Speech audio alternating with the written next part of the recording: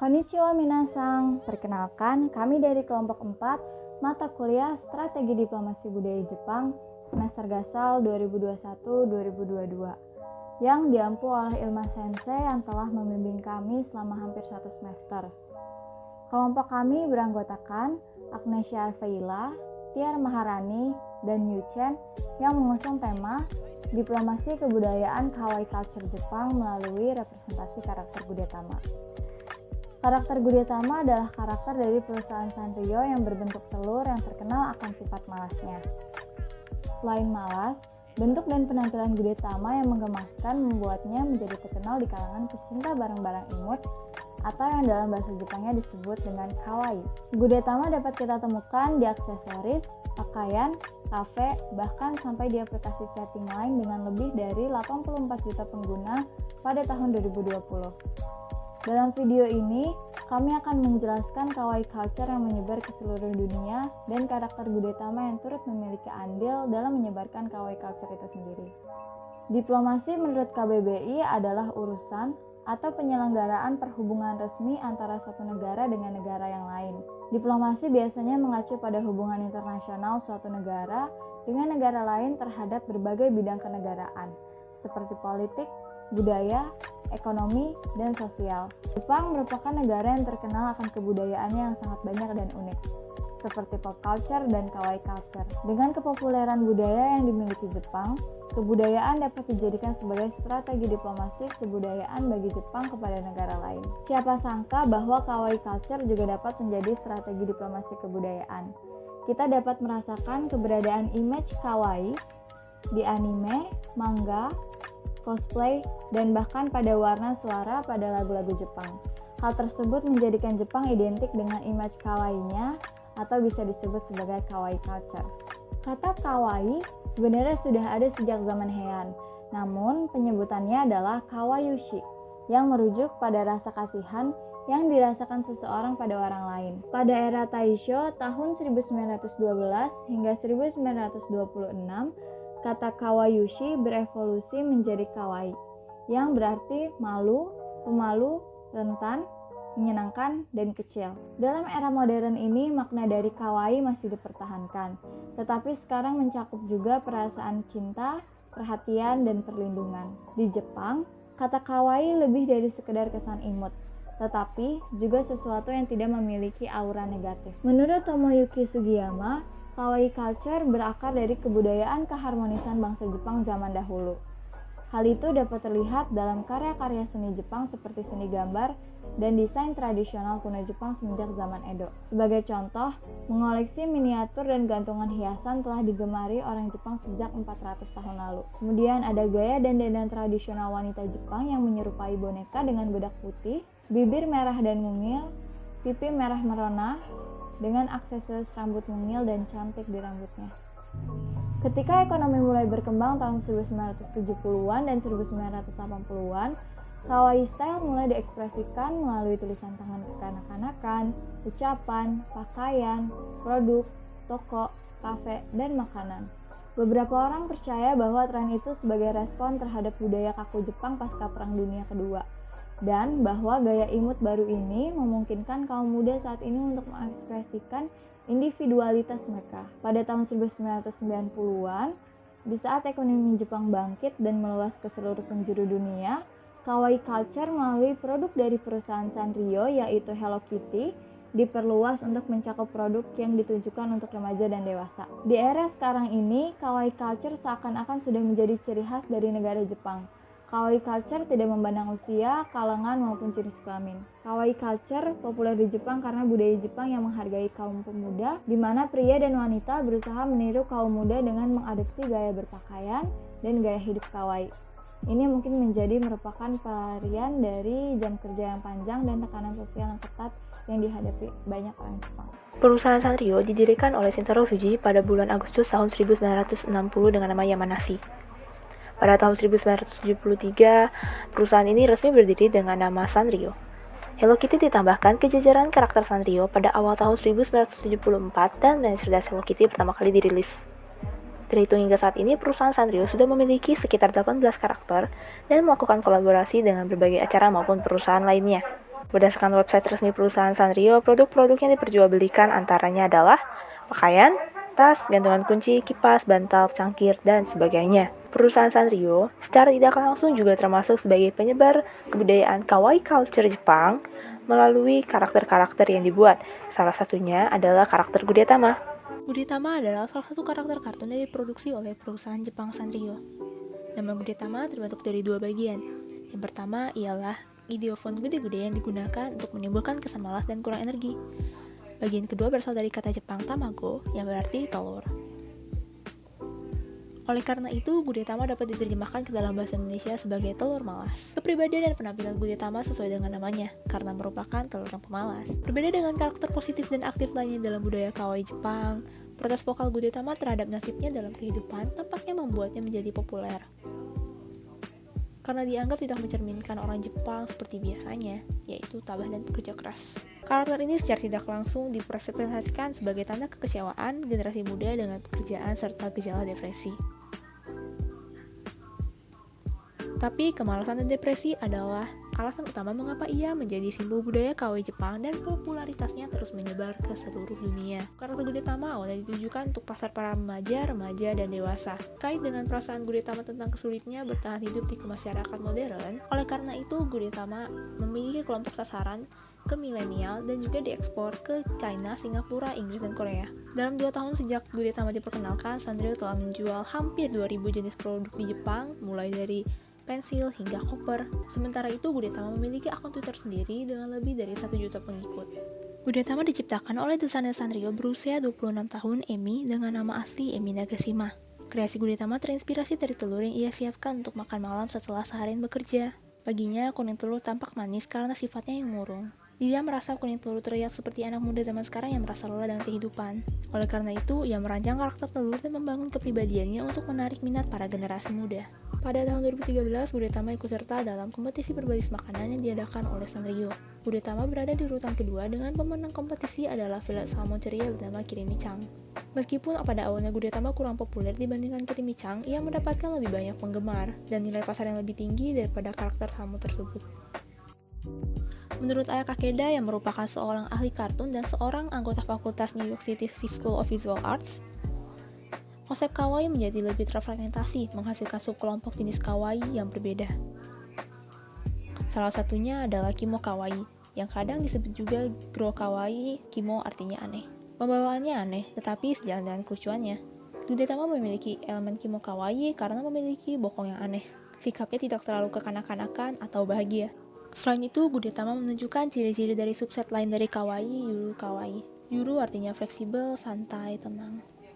Menurut Kakeda, kategori ini semakin populer karena kehidupan yang penuh tekanan dalam masyarakat modern.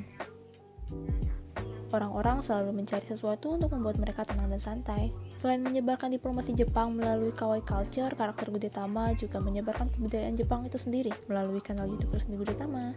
Video-video menampilkan hari-hari besar Jepang, perayaan, kebudayaan, seperti tata cara menggunakan sumpit dan sebagainya. Gudetama merupakan karakter yang dikenal dengan kemalasannya. Gudetama bisa berbicara, tetapi hanya dalam kalimat-kalimat pendek. Bisa bergerak, tetapi hanya sekedar goyang-goyangan. Pembuatan karakter Gudetama seperti itu memiliki makna di baliknya, yaitu representasi dari slow life. Slow life mengacu pada gaya hidup yang mendorong pendekatan yang lebih lambat terhadap aspek kehidupan sehari-hari. Hal ini didefinisikan sebagai gerakan atau tindakan dengan kecepatan santai atau lambat dalam kehidupan sehari-hari. Generasi muda sekarang ini kebanyakan menerapkan gaya hidup slow life. Maka dari itu, Gudetama selain representasi dari kawaii culture Jepang, juga merupakan representasi dari hidup slow life yang sudah memasuki kehidupan generasi muda dewasa ini. Di Indonesia sendiri, eksistensi Gudetama sudah tidak usah diragukan lagi. Banyak produk dan toko yang menjual barang-barang dengan desain karakter Gudetama. Peminatnya pun masih sama, yaitu dari para remaja hingga orang-orang yang baru memasuki tahap dewasa. Kepopuleran karakter Gudetama membuat banyaknya kolaborasi karakter Gudetama dengan berbagai platform, merek, dan kafe baik di Jepang maupun di luar Jepang. Perusahaan-perusahaannya yang melakukan kolaborasi dengan Gudetama diantaranya adalah Holika, yaitu merek make up yang cukup terkenal di Korea. Lalu ada pula merek-merek terkenal yang berkolaborasi dengan Gudetama, yaitu Adidas, Reebok, dan Uniqlo. Selain itu, Gudetama juga berkolaborasi dengan platform media sosial yang terkenal dunia, yaitu Line. Bentuk kolaborasinya adalah tema dan stiker line dengan desain karakter Gudetama. Pada tanggal 24 November 2021 sampai 6 Desember 2021, kami menyebarkan survei mengenai perusahaan Sanrio dan mendapatkan total 128 responden dari rentang usia 13 sampai 25 tahun. Tujuan kami melaksanakan survei ini adalah untuk mengetahui seberapa kenal para responden mengenai perusahaan Sanrio dan karakter Gudetama yang akan kami bahas dalam tugas ini. Kami ingin mendapatkan data yang nyata bahwa perusahaan Sanrio, terutama karakter Gudetama, membawa efek yang signifikan bagi penyebaran kawaii culture. Dalam survei ini, kami menanyakan apakah responden familiar dengan karakter Gudetama. Sebanyak 111 responden mengaku familiar dengan karakter Gudetama. Kami menanyakan di platform mana biasanya responden melihat gambar Gudetama. Dari jawaban yang kami terima, dapat kami simpulkan bahwa karakter Gudetama lebih banyak dilihat pada media sosial. Jawaban mereka adalah sebagai berikut dengan 3 jawaban teratas. Yang pertama, 70 jawaban Instagram. Kedua, 59 jawaban Line. 3, 37 jawaban event di Jepangan. Lalu, sebagai pertanyaan terakhir, kami menanyakan produk dengan gambar Gudetama apa yang sering responden lihat.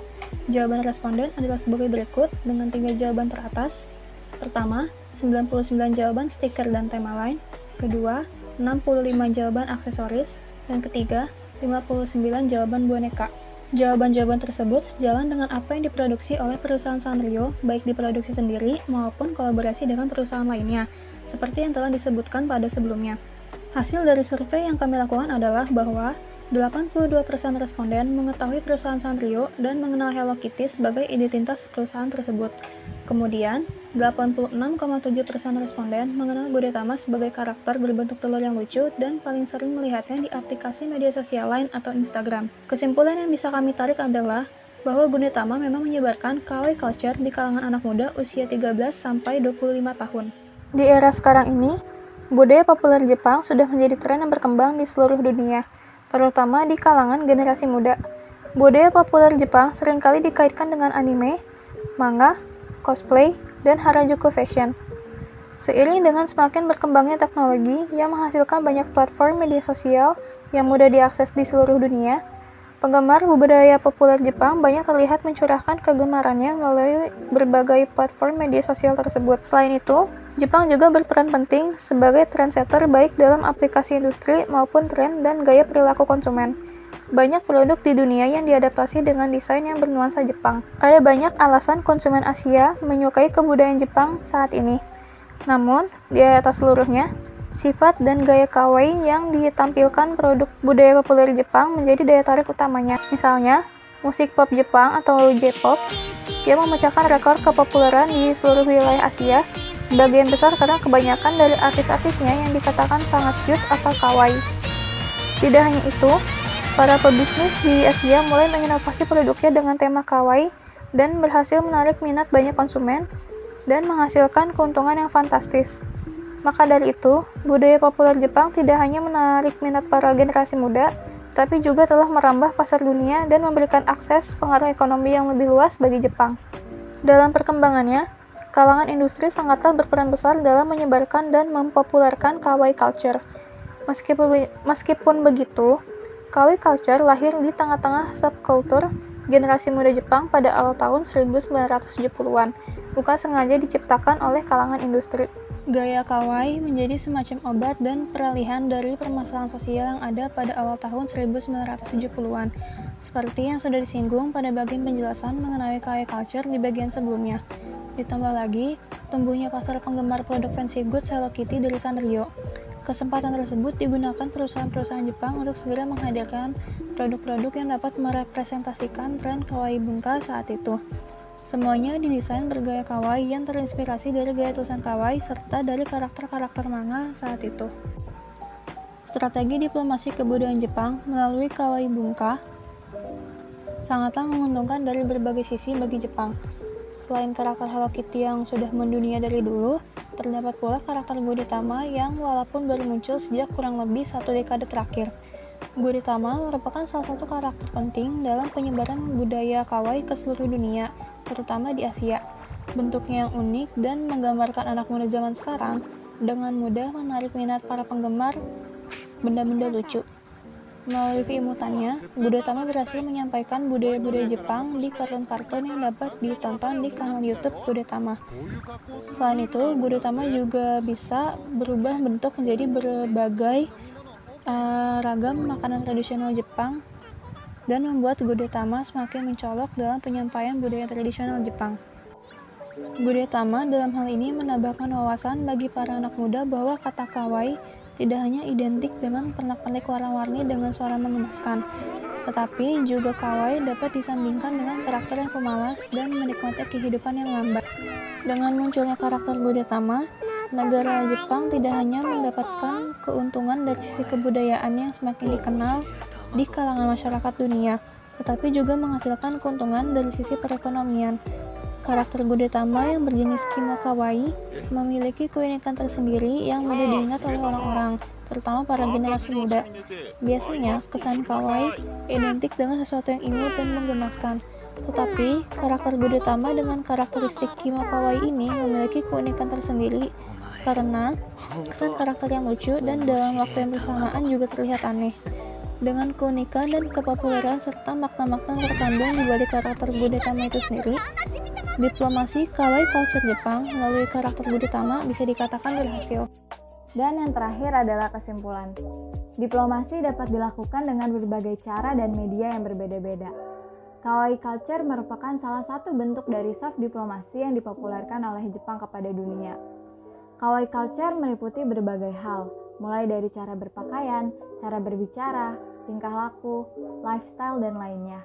Contohnya adalah karakter Gudetama dari perusahaan Sanrio yang juga termasuk ke dalam kawaii culture Jepang. Gudetama berhasil menjadi salah satu representatif penyebaran kawaii culture keluar Jepang dan mampu untuk berkolaborasi dengan produk-produk terkenal lainnya. Dampak dari penyebaran Gudetama itu sendiri dapat terlihat melalui survei yang telah kami lakukan kepada 128 responden yang mayoritas di rentang usia 17 hingga 20 tahun. Sebanyak 86,7% dari responden menjawab bahwa mengetahui atau familiar dengan karakter Gudetama. Lalu, produk Gudetama yang sering dilihat oleh responden adalah mulai dari tema dan stiker line, diikuti oleh aksesoris, boneka, tas, dan lainnya. Penyebaran kebudayaan Jepang melalui Gudetama juga dapat dilihat di kanal YouTube Gudetama itu sendiri, yaitu memberikan informasi mengenai hari-hari penting di Jepang beserta kebudayaannya. Dengan demikian, dapat dikatakan bahwa penyebaran kawaii culture melalui Gudetama telah berhasil. Sekian dari kelompok kami, kurang lebihnya mohon maaf, semoga bermanfaat.